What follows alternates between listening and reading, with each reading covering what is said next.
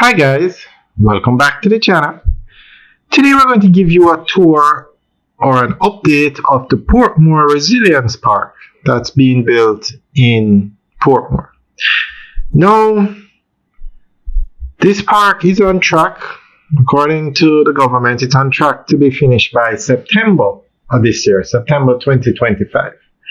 So, guys, let us know what you think as you take the tour. Do you think it will finish by September?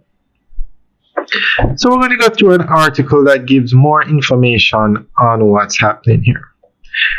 The Portmore Resilience Park is being created with climate-smart technology, which will assist in combating the effects of climate change.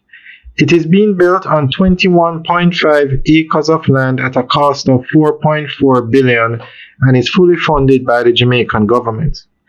The park will include a 700-meter jogging track that runs through the complex, tennis and pickleball courts, an indoor center for netball, badminton and volleyball, as well as a multi-purpose event space, an outdoor gym, and large outdoor concert area. An area is being reserved as a transportation hub, another for commercial use, and there will also be a water feature in the park. Recycled materials are being used where possible, and the entire park will be lit with power generated by solar panels. The green areas will comprise drought-tolerant plants, and drip irrigation will be used to reduce waste.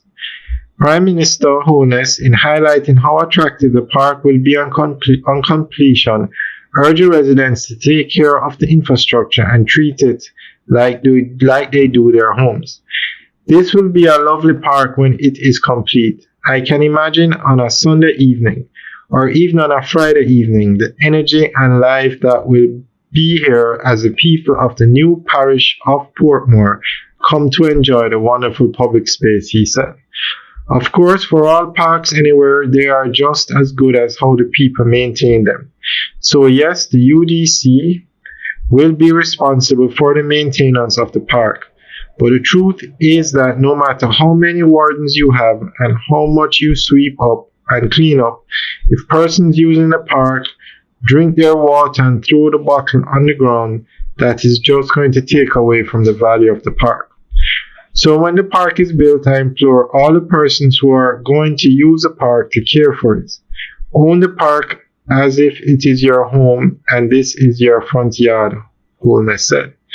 He advised that the park will be opened to the public about a month or two after it is completed, adding that he anticipates seeing residents utilize the space. Alright guys, that's the end of the update article. So let us know what you think. Leave your comments in the section below. Alright guys, enjoy the rest of the tour. Have a good day.